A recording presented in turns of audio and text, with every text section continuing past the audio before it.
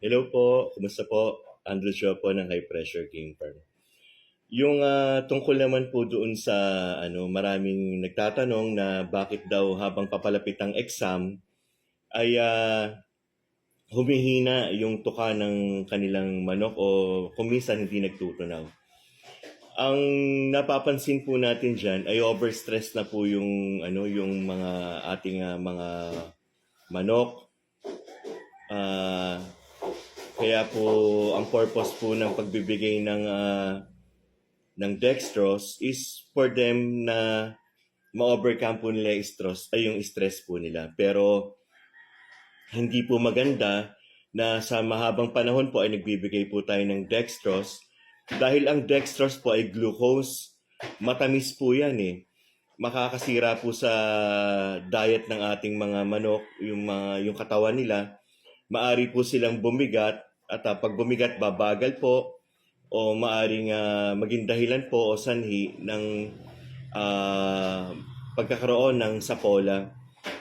Kaya po ako po, imbis na dextrose ang ginagamit ko, nagpapatak na lang po ako ng anti-stress para po matansya po natin yung tamang dosage ng pagbibigay ng anti-stress. Kasi po yung mga binibigay po na anti-stress, mga drops po yan, meron pong particular na patak po kung ilan po yung dapat ibigay o ipatak sa ating mga manok.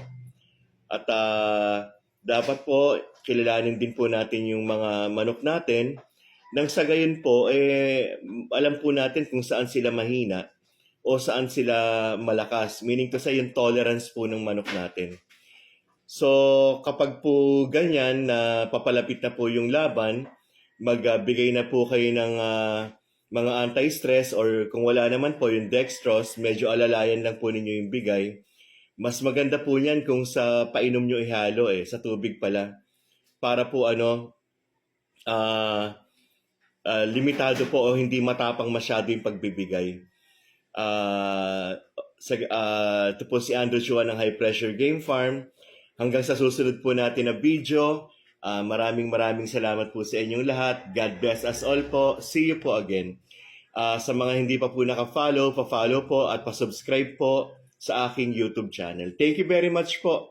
Maraming salamat po. God bless us all.